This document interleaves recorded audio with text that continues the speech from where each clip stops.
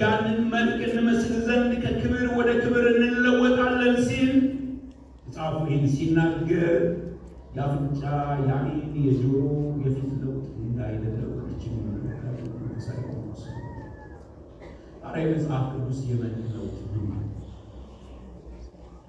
ከክብር ወደ ክብር የምንሸጋገረው ስንለወጥ ነው። የሚለወጠው ደግሞ መልካችን ነው።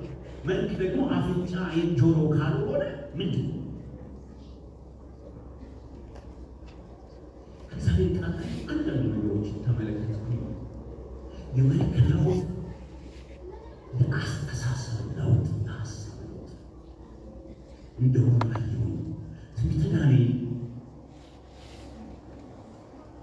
ትንቢተ ዳንኤል ምዕራፍ 7 ቁጥር 28 ላይ ምዕራፍ 7 ቁጥር 28 እናንተ ታሪክ ቤት ስትሄዱ በሰፊው አንብቡት። ካለው ጊዜ ግን መቸኮል ስላለብኝ እንደዚህ ይላል። የነገሩን ፍጻሜ እስከዚህ ድረስ ነው። እኔም ዳንኤል በሐሳቤ እጅግ ተቸገርኩ፣ ፊቴም ተለወጠ። ዳሩ ግን ነገሩ በልቤ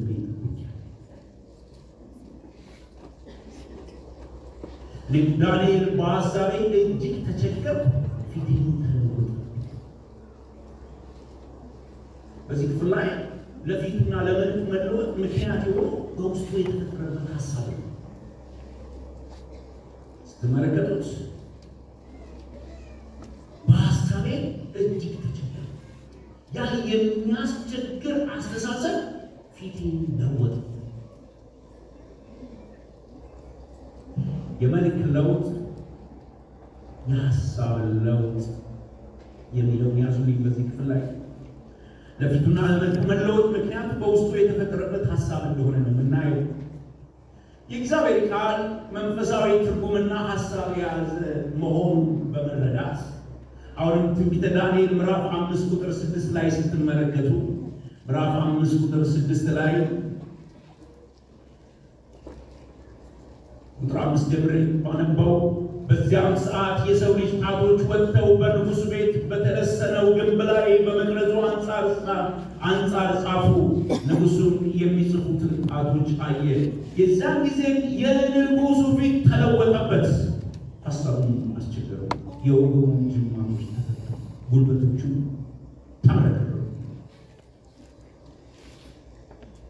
የንጉሡ ፊት ተለወጠበት፣ ሐሳቡን አስቸገረው። አሁን በዚህ ክፍል ላይ ስንመለከት መልኩ ለምን ተለዋወጠ? ሀሳቡ ስላስቸገረ።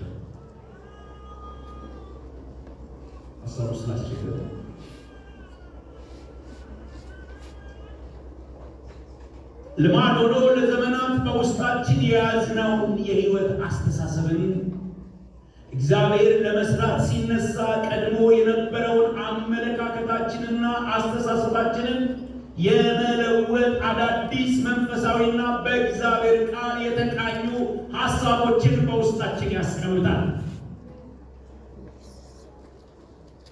እግዚአብሔር ሊለውጠን ሲያስብ አስተሳሰባችን ይለውጣል። ሁልጊዜ ለውጥ አስተሳሰብን ማዕከል ያደርጋል። በዚህ ክፍል ላይ እንዳየነው ለትምህርታችን የሆነ ዘንድ የውስጥ ሐሳቡ ሲያስቸግረው ፊቱ ሲለዋወጥ፣ መልኩ ሲለዋወጥ በእግዚአብሔር ቃል ላይ ተመለከተ። ሁለት ቦታ ላይ የሆነ ሐሳብ ሲገባ የሰዎች መልክ ይለዋወጣል። ስለዚህ መልክ የሚለውን ነገር ሐሳብ በሚለው እንያዘው። ወደ መልክ ለውጥ ውስጥ እግዚአብሔር በምን ይጠቀማል ብላችሁ ብትጠይቁኝ በአስተሳሰብ ለውጥ ይጠቀማል። አስተሳሰባችንን እግዚአብሔር ይለውጠዋል። አስተሳሰባችን ሲለወጥ የልጁን መልክ መምሰል ወደምንችልበት የክብር ደረጃ ወዳለው የህይወት ለውጥ ውስጥ እንገባለን። ምክንያቱም ለውጥ አስተሳሰብን ማዕከል ያደረገ ስለሆነ ለውጥን ስናስብ አስተሳሰብንም አብረን እናስባለን። ስለዚህ ከስጋዊ አመለካከት ወደ መንፈሳዊ አመለካከት፣ ከስጋዊ አስተሳሰብ ወደ መንፈሳዊ አስተሳሰብ፣ ጊዜያዊ ከሆነ አስተሳሰብ ዘላለማዊ ወደሆነ አስተሳሰብ እግዚአብሔር በሕይወታችን ውስጥ የለውጥን ስራ ሲሰራ በውስጣችን ውስጥ ያንን መልክ የሚመስል ስራ ይከናወንብናል። እግዚአብሔር የተባረከ ይሁን። እግዚአብሔር የተባረከ ይሁን። እግዚአብሔር ለለውጣችን ምክንያት ሊሆኑ የሚችሉትን መንፈሳዊ አስተሳሰቦችን ሲያመጣ አሜን ብለን ካልተቀበልን መቼም ቢሆን የክብር ሽግግር ያለው የለውጥ ሂደትና ስርዓት መግባት አንችልም። ስለዚህ ነው እግዚአብሔር ለውጥን ሲያመጣ በፊት በጣም ስጋዊነት፣ ምድራዊነትና ዓለማዊነት የዚህ አስተሳሰብ በጣም ተሸናፊ የሆንን ሰዎች እግዚአብሔር የለውጥ ስራ ሲሰራ ስጋዊነትን ወደ መንፈሳዊነት፣ ዓለማዊነትን ደግሞ ወደ መንፈሳዊነት የመለወጥ የእግዚአብሔር ቃል የእግዚአብሔርን ሐሳብ ስለተሞሉ እግዚአብሔር ሐሳቦቹን በቃል ውስጥ ስላስቀመጠ የእግዚአብሔር ቃል ሲነገር የእግዚአብሔር ሐሳብ ነው የምንመለከተው። እግዚአብሔር ሐሳቡን የት እናገኛለን? በቃል ውስጥ ነው የምታገኙት። ስለዚህ እግዚአብሔር ቃሉን ሲያስተምር በቃል ውስጥ ያለው ሐሳቡና ቃሉን እንድንረዳ የሚያደርገን የእግዚአብሔርን ቃል ተቀበልን ማለት በቃል ውስጥ ያለውን የእግዚአብሔርን ሐሳብ ተቀበልን ማለት ነው። በቃል ውስጥ ያለው የእግዚአብሔር ሐሳብ የእግዚአብሔር ፈቃድ አለበት። በቃል ውስጥ ያለው የእግዚአብሔር ሐሳብ ውስጥ የእግዚአብሔር አሰራር አለበት። የእግዚአብሔርን ቃል አሜን ብለን ስንቀበል የእግዚአብሔር ሐሳብ ውስጣችን ይገባል። በፊት የነበረውን ሐሳብ በቃሉ አማካኝነት ባገኘነው የእግዚአብሔር ሐሳብ እንሽረዋለን። እንሽረው ይለወጣል። ውስጣችን ይለወጣል። ስለዚህ ለውጥ አንድ የሆነ ከሰማይ ብብ ብሎ የሆነ አይምሯችንን ዘውሮ ሚያደርጋል። ባሳሰብ ሂደት ነው። እግዚአብሔር ቃል እግዚአብሔርን ሐሳብ ያለው። ስለዚህ በለውጥ ስርዓት ውስጥ በለውጥ ሂደት ውስጥ እግዚአብሔር ቃሉን ትልቅ ማዕከል አድርጎ ይጠቀምበታል። በእኛና በእግዚአብሔር መካከለኛ ሆኖ የሚያገለግለን የእግዚአብሔር ቃል ነው። የእግዚአብሔር ቃል ሲነገር በጸሎት ስናነጥበው እኛም ፈቅደን የእግዚአብሔርን ቃል ስናቀና በቃል ውስጥ ያለው ሐሳብ ወደ መንፈሳችን ውስጥ መግባት ይጀምራል። በቃል ውስጥ ያለው ሐሳብ ወደ አይኖቻችን ውስጥ መግባት ይጀምራል። ያን ጊዜ የአይኑ ስርዓታችንን ይለውጠዋል። አስተሳሰባችን መንፈሳዊ ያደርጋል። ያ ነው የልጁን መልክ የምንመስልበት ባህሪ እንጋራለን። መልክ ሲል ባህሪ ነው የሚገልጠው። ባህሪ ደግሞ ከአስተሳሰብ ጋር አብሮ የተያዘ ነገር። ስለዚህ እግዚአብሔር ይሄንን ለውጥ ይጠቀማል። እግዚአብሔር የተባረከ ይሁን። ስለዚህ አሁን እንዳየነው እግዚአብሔር ይመስገን ሐሳብ የፊት ለውጥ የአስተሳሰብ ለውጥ እንደሆነ እንመለከታለን። ሌላውንም ለውጥ የመልክ ለውጥ ስንመለከት የመልክ ለውጥ ቅድም ብየዋለሁ ከባህሪ ለውጥ ጋር አብሮ የሚሄድ ነገር ነው። አስተሳሰባችን ይለውጣል። ቀጥሎ ደግሞ ባህሪያችንን ይለውጣል።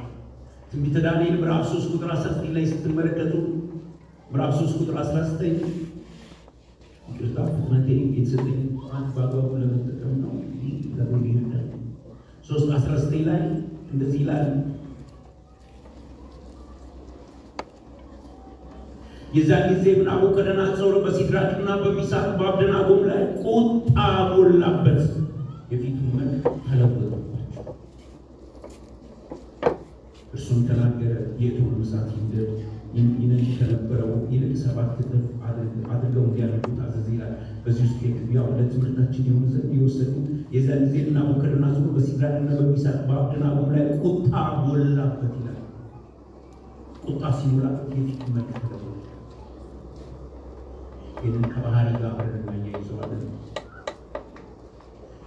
በዚህ ክፍል እንደምንመለከተው የፊቱ ለውጥ ወይም የመልክ ለውጥ የባህሪ ለውጥ መሆኑን እናስተውላለን። የቁጣው መንፈስ ፊቱ ለውጥ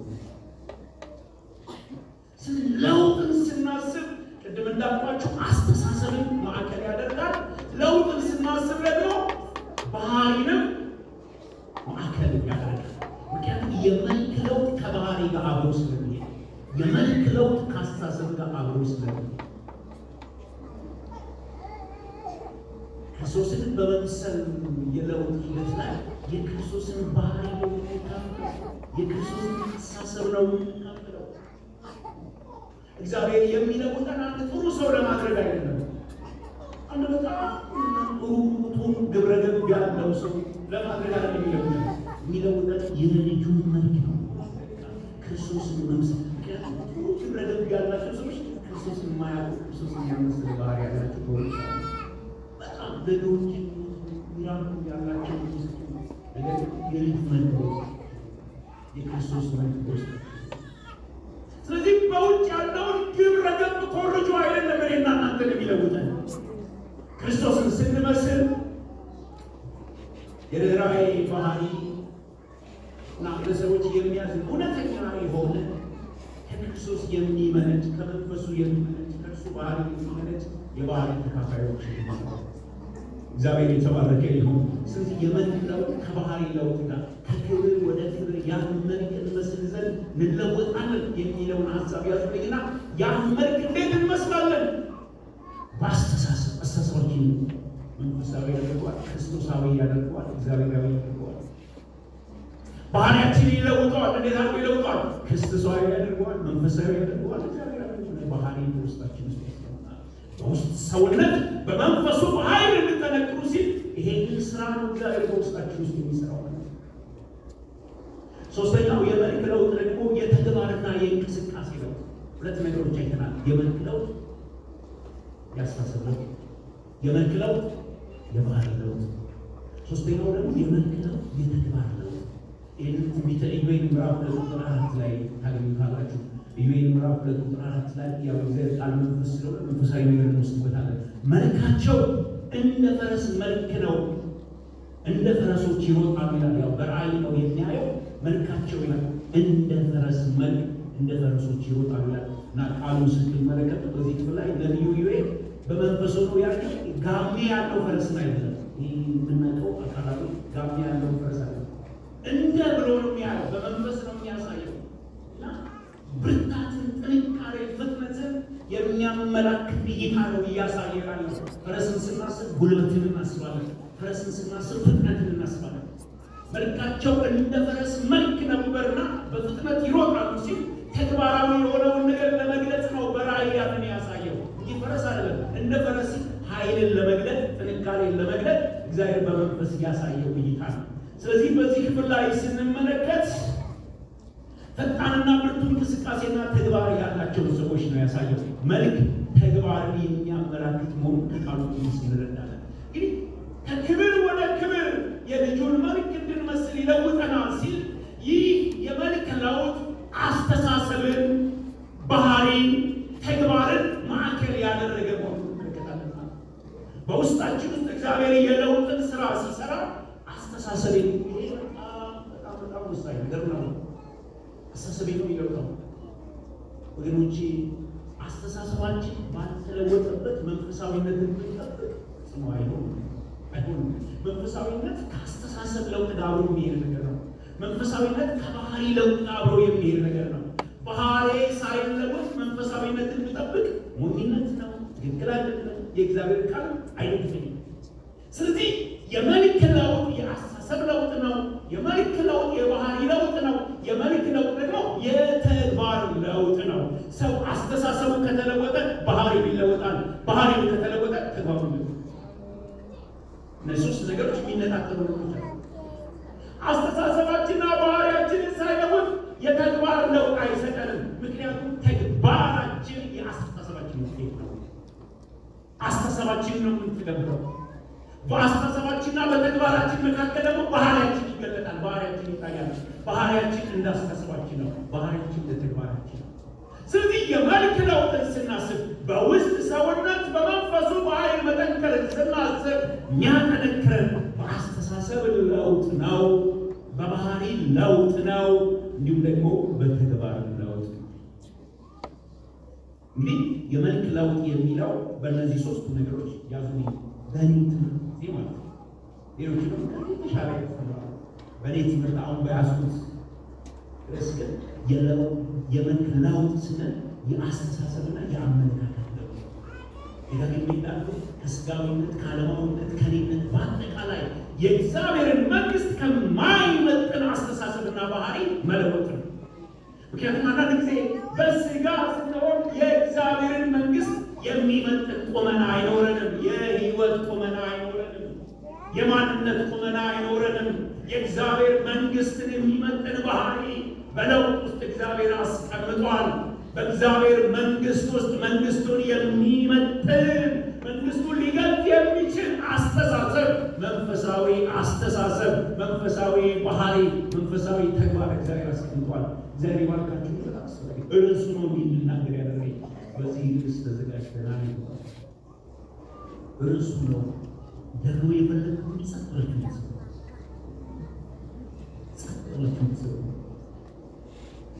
አሜን። ወደ መንፈሳዊና የእግዚአብሔር ፈቃድ ወዳለበት አሳሰብና አመለካከት ደስ የሚለው መሰላችሁ። ለምን በትግል አናምጣው? ሁሉ ራሴን ለመለወጥ ብታገል በሽታ ላይ ነው አልችልም። ለሟቹ ጌታ አለ። በዚህ ደስ ይበላችሁና ሃሌሉያ። መለወጥን እንደ ጂም ብቻ የምንለማመደው ነገር አይደለም። መለወጥ ከእግዚአብሔር ጋር እግዚአብሔር በሚመጣ ጸጋ፣ እግዚአብሔር በሚመጣ ቃልና መንፈስ፣ ከእግዚአብሔር በሚመጣ ራዕይ ደግሞ ፕሮግራም ነው። የሚገርማችሁ ነገር እኔ ለውጠኝ ስለው ለእግዚአብሔር አዲስ ፕሮግራም አይደለም ማስይዘው፣ ያላሰበበትን ግን በጣም መንፈሳዊ ሆኜ እግዚአብሔር እንዲያስብ አዲስ ፕሮግራም አይደለም ማስይዘው። መለወጥ የዘላለም እቅዱ ነው። የዘላለም እቅዱ ነው። እኔን መለወጥ የእግዚአብሔር እቅድ ነው። የእግዚአብሔር ፕሮግራም ነው። ስለዚህ ሊለውጠኝ በጣም ፈቃደኛ ነው። እኔን መቅረብ ብቻ ከሚጠበቀው አሜን። የመልክ ለውጥ ካሳሰብ ጋር፣ የመልክ ለውጥ ከባህሪ ለውጥ ጋር፣ በውስጥ ሰውነታችን መንፈሳዊ ለውጥን የምንሻ ከሆነ የባህሪያችን ለውጥ የግድ ነው። መንፈሳዊነትና የባህሪ ለውጥን ነጣጥለን ማየት አንችል። ነጣጥለን ማየት አንችል። መንፈሳዊነት ከባህሪ ለውጥ ጋር አብሮ ይሄዳል። መንፈሳዊነት ካሳሰብ ለውጥ ጋር አብሮ ይሄዳል። ማመናቀፍ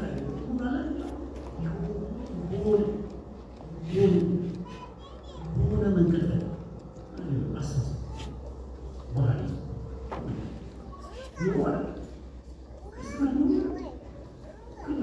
ኑሮ ደግሞ የዕለት ተግባር ኑሮ የተገጣላችሁ በዕለት እንቅስቃሴ ክርስትና ኑሮ።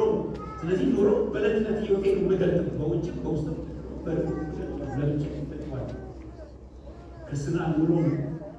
ክርስትና ኑሮ ነው። ስለዚህ ኑሮ አንድ የተወሰነ ስኬጁል ተይዞለት ዛሬ የኑሮ ቀን ነው ተብሎ ምን ነው ማለት ነው። ክርስትና የኑሮ ቀን ዛሬ ነው አምልኮ የኑሮ ቀን ነው። ክርስትና የምንኖርበት ቀን አለ። ክርስትና ሁሌ በውስጥ ህይወት ክርስትና ህይወት በኑሮ ነው። አሜን። የመንገድ ስንል የተግባር ለውጥ ማለት ነው። ግን ጊዜ እንዲሆን አስተሳሰባችንና አመለካከታችን ከለወጠ ባህሪያችን ይለወጣል። አስተሳሰባችንና አመለካከታችን ደግሞ ባህሪያችንን ከለወጠ ተግባራችን ይለወጣል። ከክብር ወደ ክብር ባለው የመልክ ለውጥ እነዚህ ከላይ ያየናቸው ነገሮች በጣም ወሳኝ ናቸው። እግዚአብሔር የተባረከ ይሁን። እግዚአብሔር የተባረከ ይሁን። እግዚአብሔር የተባረከ ይሁን። መልካም። ለተሻለ ክብር የተሻለ መልክ ያስፈልጋል። መልክዬ አሁን ግልጽ አድርጌ ስላስቀመጥኩላችሁ የክርስቶስን ባህሪ ያረቀ የተካፈለ የምንለወጠው ክርስትና የክርስቶስን ባህሪ ከውጭ አድርጎ አንድ የሆነ ስውር መንፈሳዊ ልምምድ መለማመድ አይደለም። ክርስትና ከክርስቶስ ባህሪ ነጥለን ልናየው አንችልም። ክርስትናና ክርስቶስን መነጣጠል አንችልም። ክርስቶስን ስናስብ ባህሪውን ነው የምናስበው። ግድ ይላል። ስለዚህ ጠረፍ ያደርጋል ማለት ነው። ሰከን ጠረፍ ያደርጋል። ለውጥ ስናስብ ያደርጋል። ተባረኩ። ኢየሱስ ይባርካችሁ። መልካም። እንግዲህ የመልክ ለውጥን እንዴት ማግኘት እንችላለን? እቺን አጭር ልበልና እንጨርስ። የመልክ ለውጥን እንዴት ማግኘት እንችላለን? የመልክ ለውጥን እንዴት ማግኘት ይችላል? በጸሎት ግን ያሉላችሁ ይቃስተኝ ያስተኛል።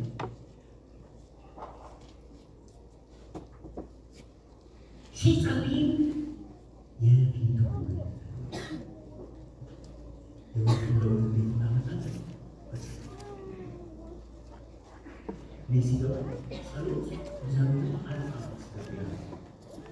በእኔና በነገሬ መካከል እግዚአብሔር ጣልቃ እንዲገባ ጸሎት ትልቁ ሚናጭ። ለውጥን ሳስብ ለውጥን ከጸሎት ነጥዬ ማየት አንችልም። ምክንያቱም ራሴን መለወጥ አንችልም። ሰዎች በጣም የሚወዱኝ ሰዎች ተሰብስበው ዛሬ ያንተ የለውጥ ቀን ነው ብለው ቢጨምቁ ይገቡት። የሚለውጥ እግዚአብሔር ብቻ ነው። የሚለውጥ እግዚአብሔር ብቻ ነው። ስለዚህ ለውጥ የሚፈልግ ወደ እግዚአብሔር የጸጋ ዙፋን መቅረብ አለበት። ያ ደግሞ የሚያቀርበው ጸሎት ነው። ጸሎት ነው። ጸሎት ነው። ጸሎት ያቀርባል። ሲጸልዩ የፊቱ መልክ ተለወጠ። ጸሎት የመለወጥ አቅም አለው። እግዚአብሔር የህይወት ስታይላችንን ሳይሆን መልካችንን ነው የሚለውጥ። ስታይላችን አለ የሚለውጥ መልካችንን ነው የሚለውጥ። መልካችንን ነው የሚለውጥ። ደግሞ አንድነት አለ። እግዚአብሔር ብቻ ነው መልክ መፍጠር። እዚህ ላይ ዘፍጥረት ምዕራፍ 1 እግዚአብሔር ሰውን በመልኩ በእግዚአብሔር መልክን መፍጠር የሚችል። ስለዚህ መንፈሳዊ መልክ የልጁን መልክ እንዲመስሉ የሚለውን አሰራር በሕይወቴ ውስጥ መስራት የሚችል እግዚአብሔር ብቻ። ስለዚህ እግዚአብሔር የሚሰራ ነው። እግዚአብሔር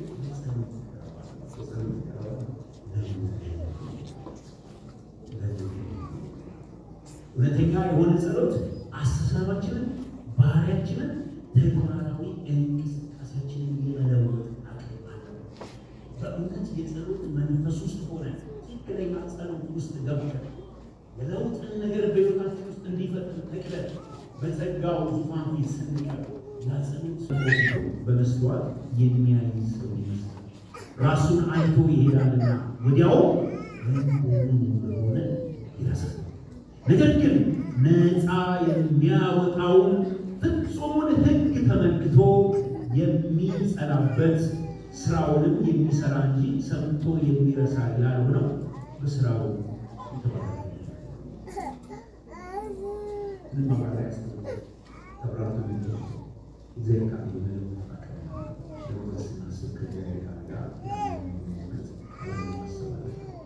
ምንጊዜም ከቃሉ ጋር አብረን የቃሉንም መንፈስ ደግሞ ማሰብ አለብን። ቃል ስንል ፊደሉ ብቻ አይደለም። ቃል ውስጥ መንፈስ አለ። ስንሰማ ቃሉንም መንፈሱን አብረን መስማት ያለብን። በለውጥ አሰራር ውስጥ እግዚአብሔር ቃሉን ይጠቀማል። ለምን? ውስጡ መንፈስ ስላለ። የእግዚአብሔር ቃል ውስጥ የእግዚአብሔር መንፈስ አለ። እኔም እናገርሃለሁ አለ። በተናገረኝም ጊዜ መንፈስ ገባ፣ በእግሬም አቆመኝ። የሚናገረኝ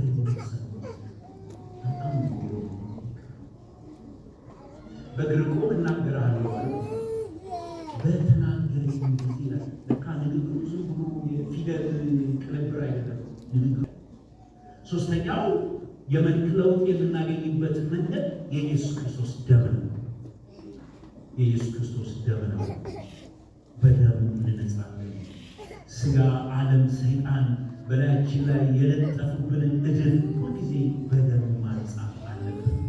የኢየሱስ ክርስቶስ ደም ስለሚያነጻ የልጁን መልክ እንዳንመስል በውስጥ የሚያበላሹ በኃጢአት ባለማወቅ የተለያዩ ድፍረት፣ የተለያዩ አካሄድ ውስጣችንን የሚያሳድፍ ውስጣችንን የሚያቆሽሽ እና የልጁ መልክ እንዳይታይ የሚያደርገው ያንን እድፍ የጌታ የኢየሱስ ክርስቶስ ደም ያነጻዋል። አንደኛ ዮሐንስ ምዕራፍ 1 ከቁጥር 5 እስከ 10 ድረስ።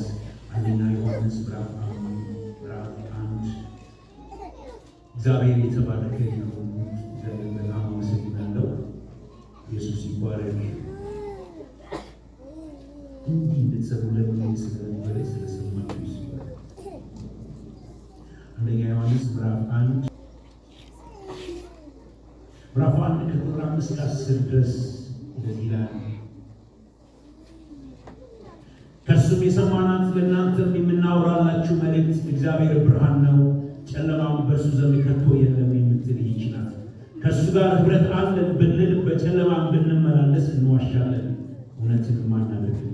ነገር ግን እርሱ በብርሃን እንዳለ በብርሃን ብንመላለስ ለእያንዳንዳችን ኅብረት አለን። የልጁም የኢየሱስ ክርስቶስ ደም ከኃጢአት ሁሉ ያነጻናል።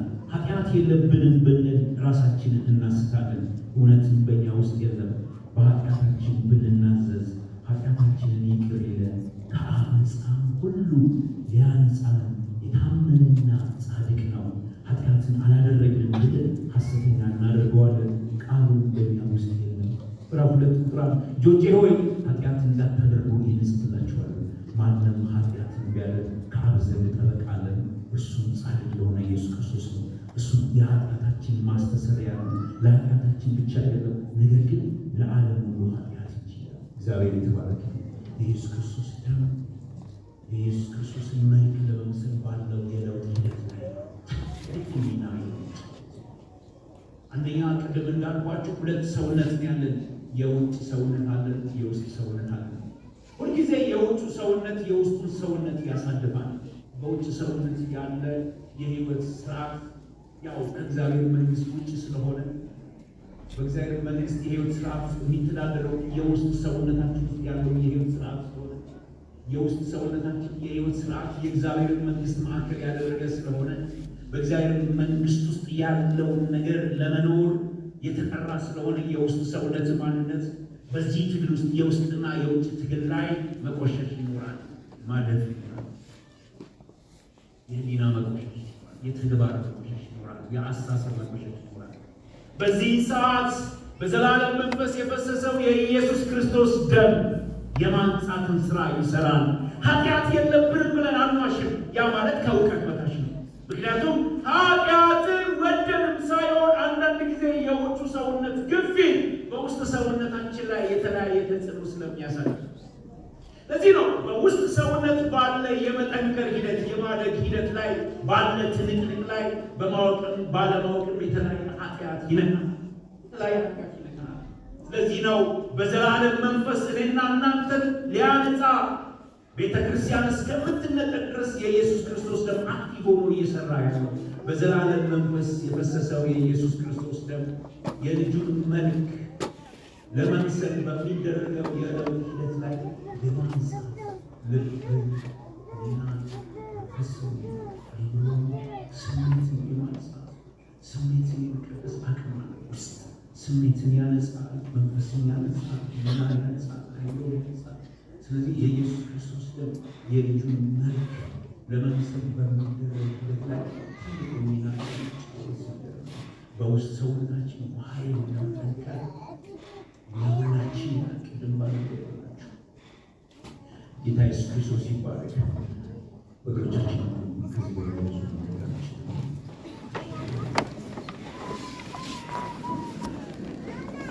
ይህን ክፍል አነብና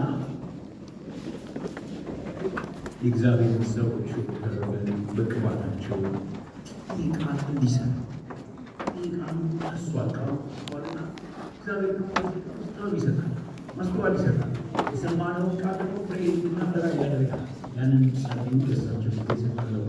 ሁለተኛ ቆሮንቶስ ምዕራፍ 3 ቁጥር 18 ላይ እኛም ሁላችን በመጋረጃ በማይከደን ፊት የጌታን ክብር እንደ መስታወት እያበለጨለጭን መንፈስ ከሚሆን ጌታ እንደሚገረድ ያን መልክ እንመስል ዘንድ ከክብር ወደ ክብር ያለን እንለወጣለን። በእግዚአብሔር የተያዘ ፕሮግራም ነው። ወጣቶች ደስ ይበላቸው። ሰይጣን በውስጥ ፕሮግራም ይዟል። የጥፋትን ፕሮግራም ይዟል። ፍጥረትን የኃጢአት ባሪያ በማድረግ ከማስተዋል ውጭ በማድረግ ወደ ሞት እየነዳ ነው። ያ የሰይጣን አጀንዳ ነው፣ የሰይጣን ፕሮግራም ነው። እግዚአብሔርም ደግሞ ለትውልድ ፕሮግራም አለው። በቃ እርግጠኛ የሆነበት ፕሮግራም አለው። ለዛ ፕሮግራም ስኬት ደግሞ በስጋ ተገልጦ ራሱን በመስቀል ላይ ቤዛ አድርጎ ሰርቷል። የኢየሱስ ክርስቶስ መሞት ከዘላለም በፊት የነበረውን የእግዚአብሔርን ሐሳብ እውን ለማድረግ ነው፣ ለማስፈጸም ነው። ከዘላለም ዘመናት በፊት የነበረው የእግዚአብሔር ዕቅድ ምንድን ነው?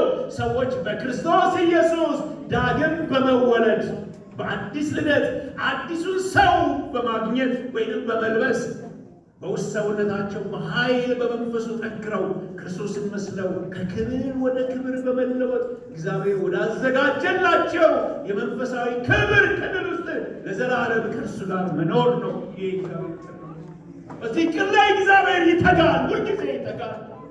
ቤተ ክርስቲያንን ወደዚህ የክብር ሙላት ውስጥ ለማስገባት ወጣቱን፣ ሽማግሌውን፣ እናት ሁሉንም በክርስቶስ ኢየሱስ የተገለጠውን የጸጋ ጉልበትና የጸጋ አቅምን በወንጌል በኩል የተቀበሉ ሰዎችን ሁሉ የሚያድን የእግዚአብሔር ጸጋ ተገልጧል ተብሎ የተጻፈ ሰዎችን ሁሉ የሚያድን ለሙከራ አይደለም። የጸጋ የተገለጠው ለመሞከር አይደለም። ሰዎችን ሁሉ እርግጠኛ ነው። ሰዎችን ሁሉ የሚያድን የእግዚአብሔር ጸጋ ተገልጧል ይላል። ይህ የተገለጠ ጸጋ ደግሞ ዓለማዊ ምኞትን የሚያስክድ ኃጢአተኝነትን የሚያስክድ የጸጋው ጉልበት የኔና የእናንተ ጉልበት አይደለም። እስቲ የጸጋው ጉልበት በሉ። ድምፃችሁን ከፍ አድርጉና እንደገና እኔን መለወጥ ይችላል በሉ። ምክንያቱም ቃሉ በግልጽ ነው ያወጀው። በግልጽ ሰዎችን ሁሉ የሚያድን የእግዚአብሔር ጸጋ ተገልጧል ነው የሚለው። ማንም አይተርፍም። በዚህ በተገለጠ ጸጋ ፊት የቀረበ ከመዳን ውጭ ሌላ አማራጭ የለው። ከመዳን ውጭ ሌላ አማራጭ የለው። የተገለጠ ጸጋ ያድናል። አሁንም ድምፃችሁን ከፍ አድርጉና የተገለጠው ጸጋ እኔን ይለውጠኛል።